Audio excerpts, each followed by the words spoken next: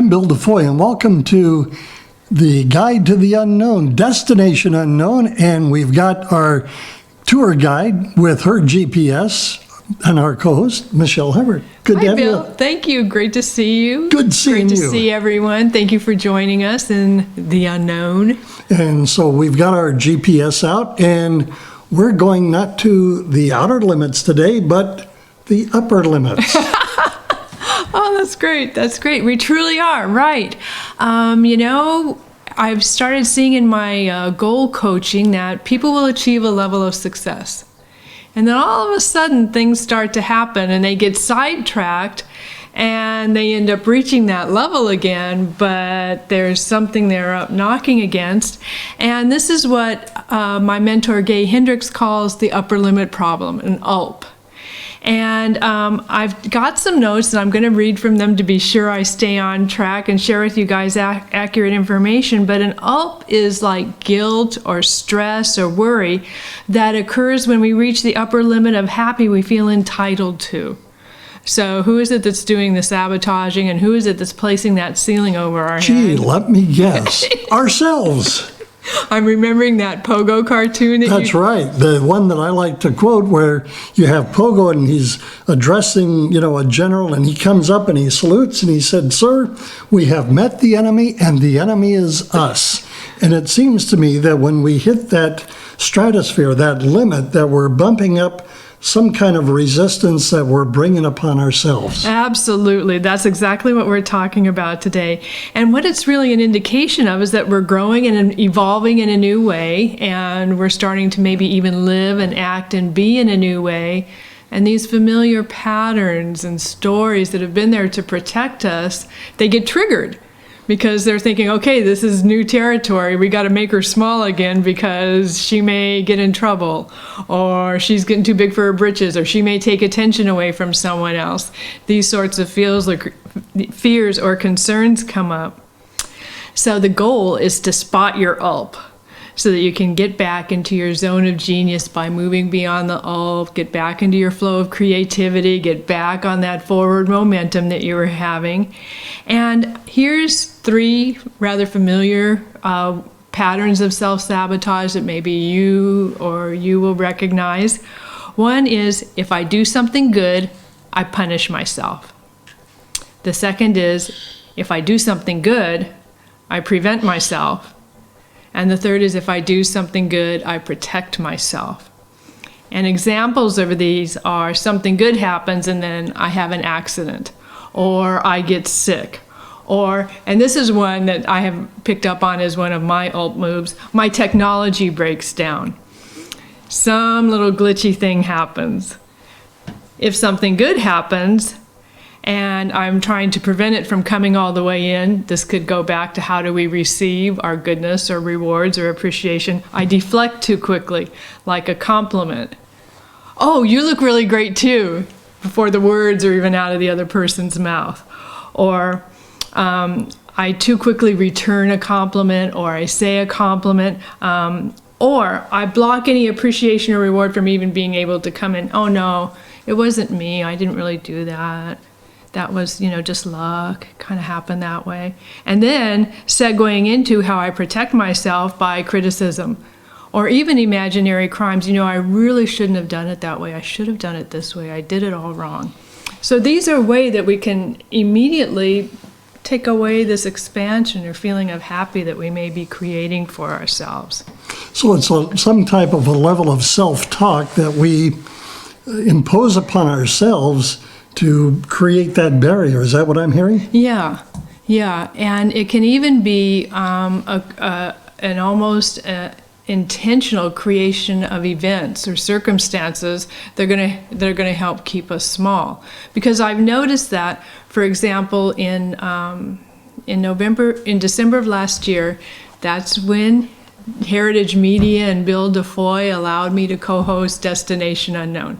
That was huge for me. That was a really big deal for me. That was a way of expanding and growing that I had wanted for a really long time. Since when I was in Hawaii, I was envisioning, how could I possibly be on a cable access TV show? I would love to be on one. And when I came over here geographically, it wasn't possible. And it was such a serendipitous, because other things were not going well for me at that moment, event that it was big for me. Within days, my entire computer crashed. Oh, everything. my. I had to have hard drive replaced. I had to have motherboard replaced. I was without it for close to 3 weeks. And this is something that is a bit familiar for me, so I recognized, oh, I wonder what expansion has happened. Oh, that's what it was. Okay, so this is one of my ways of reminding myself, don't get too big for your britches. Don't get too happy, because this is going to happen. Is there, by this, are you defining that, yes, that we need the breakthrough, but put it into perspective? I think I like that, and I also think that we have this concept of taking a huge big leap into the unknown, and maybe intentionally breaking it up into really small steps too. That's one of the reasons that I created the STARS goals the way they are, so that when we look at the specific goal, we make it a small baby step, not a huge, big, momentous event. But the other thing too is that the more we can allow ourselves to be good enough, then the less things seem like such a huge, great, big deal that we have to maybe sabotage or bring down a bit too. One of my favorite movies is one that's called What About Bob? Oh. And it has Bill Murray and Richard Dreyfuss and several other notable names. But the plot goes that you have Bill Murray, who is this patient of Richard Dreyfuss, who plays this doctor, and he's written a book called Baby Steps and tells Bill Murray's character, Bob, that everything has to be done in baby steps. And Bob goes out of the office. I'm taking a baby step now, and I'm doing this baby step, baby step, baby step. Is that what we're dealing with here? That's a lot of it, yeah, because if we're taking baby steps, then our success and our happiness and our evolution is going to happen a little bit more gradually. So it won't maybe shake us up as much. Another way to shift out of this pattern, along with controlling your pacing, is to take a look at what you're feeling and experiencing in the moment. Are you really feeling maybe scared because you're getting so big and so maybe being seen, or maybe expressing a truth that's you're maybe feeling uncomfortable, or triggers are not good enough. And so if that's what's coming up, then we can go back to love yourself. I was just going to say, there's two components of your lift series that come to mind. L for loving yourself, and fear, the F. Yeah, so face your fear. And in this particular instance, it would be a fear of maybe outshining someone, a fear maybe of not being good enough, a fear maybe of, if I'm successful, then all of these burdens are going to come to me, or I'm in some way going to be a burden. Different kinds of fears may come up, but a way to kind of turn the direction away from the fear and the what's maybe scaring us, or this big unknown, is I have 5 wonder questions. All right, let's go with number 1. Okay, am I willing to increase the amount of time every day that I feel good inside? Now, that may not seem like a big deal, but I wake up kind of spinning around in my stomach a lot of the time. That's how I wake up. Well, if you wouldn't eat pickles and ice cream before going to bed, your stomach wouldn't be doing those turnarounds. Okay, so see, the first question is, are you eating those pickles and onions again? Pickles and ice cream. Oh, now I'm not pregnant. Isn't that what Lucy I think so, something like that, yes. She sent Ricky out for it. Okay, question number 2. Number 2. Am I willing to increase the amount of time my whole life goes well? See, I would think with those first 2 questions, it would be a resounding yes. I would think so too. All right, number 3. Am I willing to feel good and have my life go well all the time? Again, a resounding yes. Yes. Number 4. Am I willing to have the seemingly impossible be possible? Well, that's a good one. And again, I would say a yes. And so number 5. Am I willing to take the big leap into the seemingly impossible? Or into the unknown. Yes. And it's good to remind ourselves that we say yes to these questions. Even if it turns out we get an opportunity to co-host an awesome cable access TV show, even if it means we are starting to get noticed for what we really truly want to do and be, whatever might seem that upper limit, remember, you're willing to increase your amount of happiness. Remember, you're willing to allow the seemingly impossible to be possible. Well, you go back because you took a baby step initially because you were at this event sponsored by the Seroptimist, and I happened to walk in because this was all about raising money at the Salsa Festival last year. And I walked into the event, and you called me over and said, have you ever thought about doing an interview with a life coach? I did ask that. You did ask that, and what did I say? You said, no. That's not what I said. No, I asked if you ever had, and you said Oh, no. no, you're right there, because I never have had one. Would you like one? And then you said yes. Then I said yes. Yes. Yes. And that's an important aspect, is to own that we are creating this. And we're creating it from what we want. And it still can get scary, which is okay because we're willing to have the impossible become possible, and we're willing to feel more and more good every day. Let me ask you this. I'm going to throw this one on you a little bit. Okay. In that initial meeting, when we first talked, were you facing your fear in approaching me with asking about doing an interview? Absolutely. Oh, yeah. In fact, before I even walked up to you, I went back to my purse. What am I going to say? How am I going to say it? What am I going to say? I need more lipstick. Okay, now take a breath. There was actually some preparation before I even walked up to you. And here's another part to this. Do you remember my friend Barbara Eberhardt? Yes. Okay, she lives in Santa Barbara, which is not the same community. Just the night before, we had a phone conversation. She was telling me about how she was going to be on a local TV show in Santa Barbara, and she had asked the person who moderates the show if he had ever interviewed or would like to interview an artist. And so when I was introduced to you, I thought, I want to ask this question. So all these, and here's something that I believe. The universe is conspiring to help us. So you can have this intention, you can have this want, and these little baby steps of a conversation with your friend and meeting the right and perfect to ask the question to can all happen kind of easily, and you can just joyfully have fun with it, or you can agonize and be, muttering to yourself over your purse, trying to get up the courage to go ask the question you want to ask.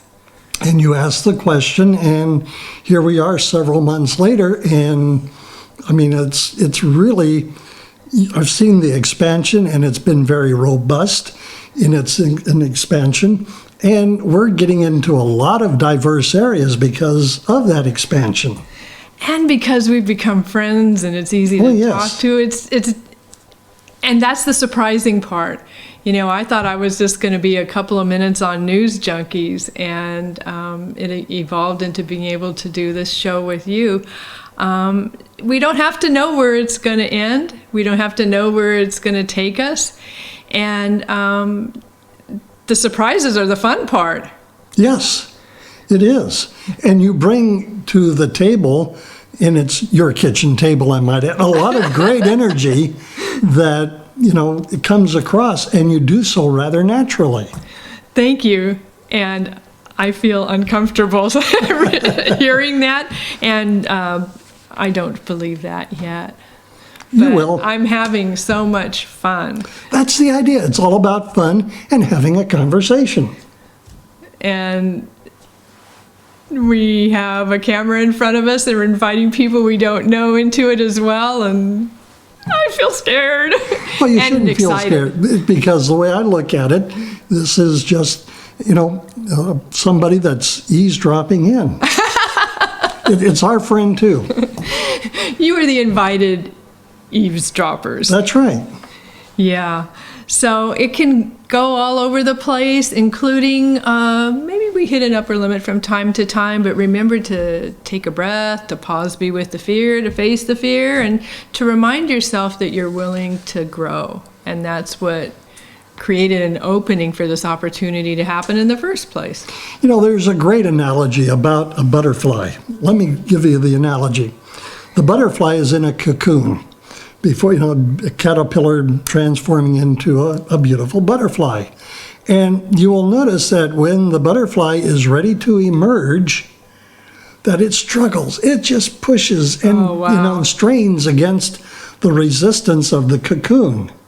Now, if you and I were to try to help that butterfly out of the cocoon, the butterfly would have no strength, because the work has been done. Oh, I see what you're saying. Okay, Yeah. and now that the butterfly has made its way out of the cocoon, it's able to soar, it's able to fly, to spread its wings, because it now has the strength to do it. That's my analogy. I love that, and it has its own awareness of itself and how it moves and how it feels and what it takes for it to have this own momentum inside of it. It becomes aware of that only from the struggle.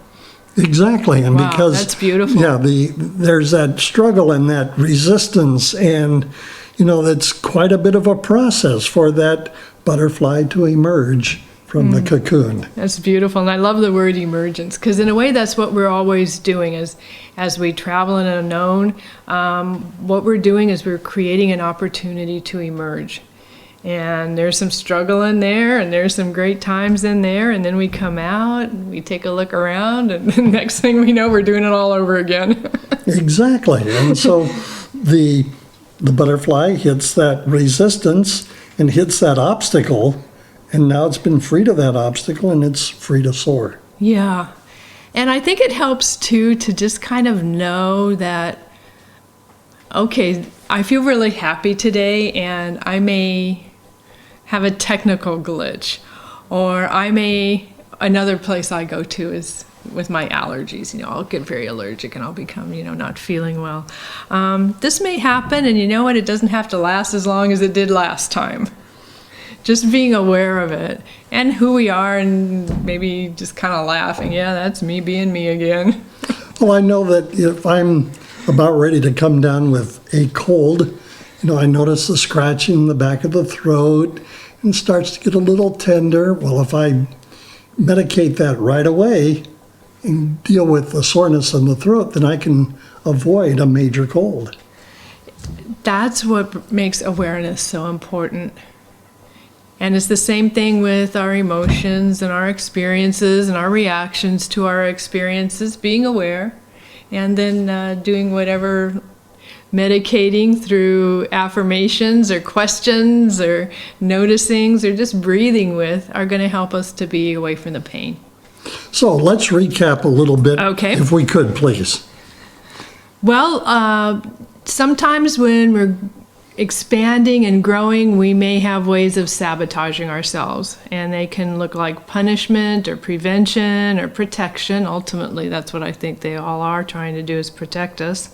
And they can be things like accidents or getting sick, maybe blocking something by not letting it in at all or deflecting it really quickly, or worrying and second guessing, and then the not good enough, blaming ourselves, criticizing ourselves. But ways out of it are to be, first of all, aware that it's happening in a very non-judgmental way, and be with, give a little bit of attention to that's trying to, that's feeling scared because it's growing too much, that part of us. And we can do that with breath. We can do that by asking these wonder questions about, are we willing to feel good all the time? Are we willing to have our lives go well? And are we willing to bring into manifestation what at this moment may seem impossible? You know, and I think a question should be asked too, are we willing to push through that barrier and be like the butterfly coming out of the cocoon? Are we willing to push through those barriers? Yeah, are we willing to emerge as our spectacularly beautiful selves and soar? Exactly. There you go. I say yes. I do too. So, Michelle, how can people get a hold of you? Well, you can get a hold of me at my email address, Michelle, Michelle, Hubbard, Hubbard, the number 4 and the letter U at gmail.com. Or you can check out Destination Unknown at the hmgbroadcasting.com website and see some past episodes that we've done. We have a blog there. Check us out that way too. All right, very good. Michelle Hubbard, we look forward to the next time when we break out our GPS once again and go to the Destination Unknown, a production of the Heritage Media Group.